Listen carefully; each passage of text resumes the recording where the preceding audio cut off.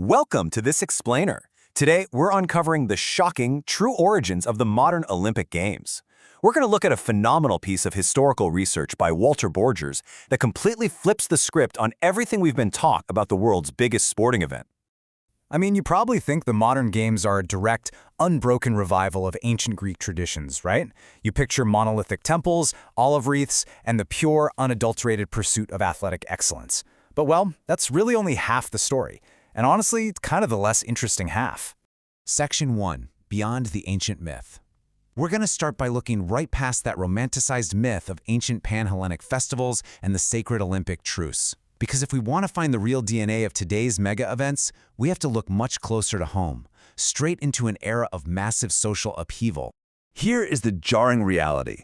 Our modern games actually owe their existence to the hyper-industrialized, smog-filled World's Fairs of the 19th century.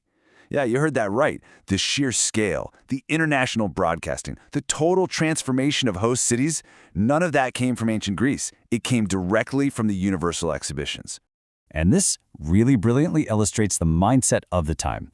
Get this quote from The Spectator way back in 1851, reacting to the London exhibition. Writers back then were already using the word Olympic as a metaphor to describe global trade exhibitions, not just sports. They literally viewed these massive gatherings of industry and commerce as the modern equivalent of tribes gathering at Olympia. Section 2. Early National Festival Forerunners. The absolute crucial point here is that before the massive global fairs took over the world, there were highly ambitious national festivals that laid the groundwork for combining public spectacle with civic competition. Just picture this massive architectural vision by Étienne Louis Boulay. Between 1780 and 1790, he planned a utopian Colosseum in France designed to seat an incredible 300,000 spectators. That's enough to fit the entire population of a medium-sized city today inside one building. He specifically wanted to blend athletic, military exercises with the public exhibition of arts, industry, and even agriculture. It was, for sure, an early vision of a true mass society event. Fast forward a little to 1798, where revolutionary France held actual Olympic Games right on the Champ de Mars in Paris.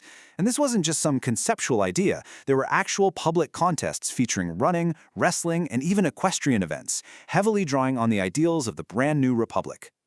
Early visionaries were already aggressively blending civic duty, scientific progress, and physical contests into one giant event. I mean, think about how crazy this combination is.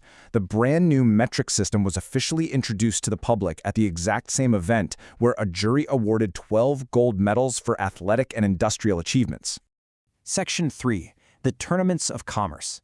This brings us to the grand stage, the Universal Exhibitions. These were the massive, multinational events that transformed those early national ideas into global spectacles that would eventually just swallow the globe. Tracking this rapid progression, we can really see how quickly these World's Fairs evolved into all-encompassing events. By 1851 in London, they were designed to showcase the unity of mankind and social progress. And by 1867 and 1889 in Paris, they had grown into these unbelievable city-altering leviathans. Just imagine the sheer insane scale of these early exhibitions. You go from London's iron and glass Crystal Palace in 1851 to the massive stadium-like oval in Paris from 1867, designed by the social reformer Frederick Laplay. Laplay essentially built an ideal city. It was a completely self-contained universe with its own infrastructure, medical services, and transport all built right in. Now, there was the sociological concept that heavily influenced the designers of these fairs called Saint Simonism. This was the driving philosophy behind these massive gatherings. The organizers truly believed that by showcasing industrial and economic progress side by side, they would naturally forge international moral progress and peace. And it's this exact philosophy that deeply influenced Pierre de Coubertin, the founder of the modern Olympics. Section 4. Sports enter the exhibition. But, it wasn't just steam engines, textiles, and massive pavilions. Almost organically, sports were secretly infiltrating these huge trade fairs, using the massive international crowds as a launchpad. I absolutely love these surprising facts. Did you know the yacht America won a race at the 1851 London exhibition, claiming a trophy that is today known as the America's Cup, literally the most prestigious sailing race in the world?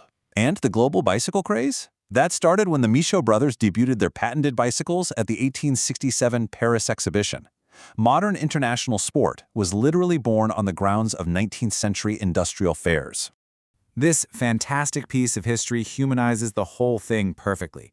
We have athletes like the ones from the Hamburg and Germania Rowing Club competing at the 1867 Paris exhibition. They were racing alongside teams from America, Holland, Belgium, and France. This wasn't just a sideshow, folks. This was the genuine birth of structured international athletic competition operating entirely under the umbrella of a massive trade fair. But of course, with massive crowds came the inevitable shift. The fairs weren't just about serious industry or stoic sports for long. These exhibitions basically invented infotainment. You had composers like Jacques Offenbach with his famous Can-Can and Johann Strauss with his waltzes, providing a literal pop culture soundtrack to the proceedings. The fairs were starting to teeter between educational exhibitions and massive amusement parks. Section 5. Coubertin's 1889 Turning Point. Now we arrive at the absolute critical moment for the modern Olympic Games. The exact moment where one man saw through all the noise of the fair and isolated a singular, powerful idea. Pierre de Coubertin, the future founder of the modern Olympics, attended the 1889 Paris Fair under the glow of the newly built Eiffel Tower, and it completely changed his worldview. Amidst the incredible, overwhelming scale of the exhibition, Coubertin felt an undeniable sense of brotherhood and what he called civilized nationalism. Seeing all this, Coubertin basically had a light bulb moment. He took the massive, peaceful gathering of nations he saw at the World's Fair, but he recognized that industry was becoming too commonplace to sustain that sense of awe forever.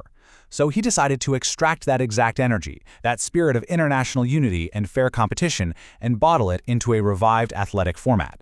He stripped away the heavy machinery and replaced it with the athlete. Section 6. Legacy of the exhibition.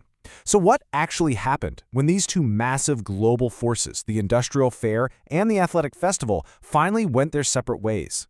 The contrast is pretty staggering. As industry became an everyday reality rather than a futuristic marvel, the world's fairs eventually collapsed under their own weight, kind of shifting into mere curiosity shows and amusement parks. But the Olympics? By detaching themselves from the trade pavilions and focusing purely on human athleticism, they gained independence and successfully carried the torch of that 19th century internationalism straight through the 20th century and beyond. But make no mistake, the DNA is entirely intact today.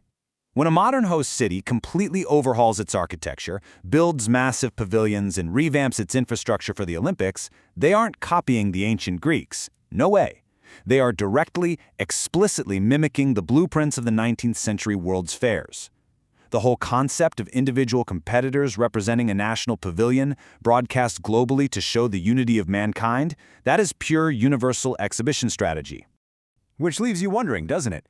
As we watch thousands of athletes march into a billion-dollar stadium, representing their nations in a temporary ideal city built just for them, are we really watching a Greek revival every 4 years? Or are we just watching the beautiful, athletic ghost of the Industrial Revolution? Think about that the next time the Olympic torch is lit. Thanks for joining me on this explainer. I'll catch you in the next one.